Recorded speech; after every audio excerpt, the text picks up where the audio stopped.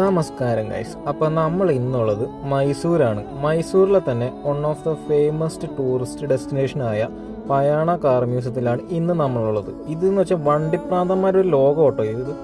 ഈ museum 2004 open ചെയ്യുന്നത്. ഈ മ്യൂസിയത്തിൽ വന്നു കഴിഞ്ഞാൽ നമുക്ക് 1925 ഫിയറ്റ് 501 അതുപോലെ തന്നെ സെക്കൻഡ് വേൾഡ് വാറിൻ്റെ സമയത്ത് ഉപയോഗിച്ച ജീപ്പുകൾ നമുക്കിവിടെ കാണാൻ പറ്റും കേട്ടോ. അതുമാത്രമല്ല കേട്ടോ, എന്നെ ഇവിടെ ഏറ്റവും കൂടുതൽ അട്രാക്ട് ചെയ്ത വണ്ടി ദീ കാണുന്ന കേട്ടോ, 1924 റോൾസ് റോയ്സ്.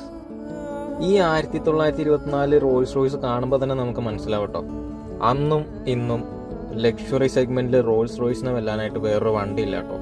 ശരിക്കും ഇവിടെ വന്നു കഴിഞ്ഞാൽ നമ്മൾ വണ്ടറടിച്ചു പോകുന്ന മറ്റൊരു കാര്യം എന്താണെന്ന് വെച്ചാൽ, ഈ 1924 തൊട്ടുള്ള വണ്ടികൾ ഇത്രയും ഭംഗിയായിട്ട് മെയിൻറ്റെയിൻ ചെയ്ത് വെക്കണമെങ്കിൽ അതിൻ്റെ പുറകിൽ വലിയൊരു ഹാർഡ് വർക്ക് തന്നെ ഉണ്ട് കേട്ടോ.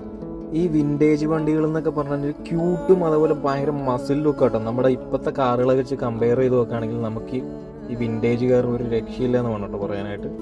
പണ്ട് നമ്മുടെ ചൈൽഡ്ഹുഡ് ടൈമിൽ നമ്മൾ ഇംഗ്ലീഷ് മൂവിയിലൊക്കെ കണ്ടിരുന്ന പല വണ്ടികളും നമുക്ക് ഇവിടെ വന്നാൽ കാണാൻ കഴിയും കേട്ടോ. അതിന് മാത്രം വണ്ടി കളക്ഷൻസ് ഇവിടെ ഉണ്ട്. അതുപോലെ തന്നെ കർണാടകയിലെ തന്നെ പ്രമുഖരായിട്ടുള്ള ആൾക്കാർ ഉപയോഗിച്ച വണ്ടികൾ ഇവിടെ ഉണ്ട് കേട്ടോ. അതുമാത്രമല്ല കേട്ടോ, നമ്മുടെ മൈസൂർ മഹാരാജാവ് ഉപയോഗിച്ച അന്നത്തെ കാലത്തെ വണ്ടി വരെ ഇവിടെ ഉണ്ട് കേട്ടോ. ഇത് ഈ കാണുന്ന ബ്ലാക്ക് ബീസ്റ്റ് ആട്ടോ, അത് 1949 മോഡൽ ഡെയിംലർ DE 36. അതുപോലെ തന്നെ നമ്മൾ 90s മൂവീസൊക്കെ കാണുമ്പോഴുള്ള വണ്ടികളില്ലേ, പഴയ ടൈപ്പ് ഈ കോണ്ടാസ, ആ ഒരു ടൈപ്പ് വണ്ടികളൊക്കെ ഇവിടെ ഉണ്ട് കേട്ടോ. അതും ബെൻസ്, ജാഗ്വർ, പഴയ BMW, അങ്ങനെയുള്ള എല്ലാ വണ്ടികളും ഇവിടെ ഉണ്ട് കേട്ടോ. ശരിക്കും പറഞ്ഞാൽ ഇതൊക്കെ കണ്ട് ഞാൻ ഇവിടെ വണ്ടർ അടിച്ച് നിൽക്കണതാണ് നിങ്ങൾ ഈ കാണുന്നത്. എൻ്റെയൊക്കെ ചൈൽഡ്ഹുഡ് ടൈമിൽ ഞാൻ ഈ സ്കൂളിൽ പോകുമ്പോൾ കണ്ടിരുന്ന പല വണ്ടികളും ഞാനിവിടെ കണ്ടിട്ടോ.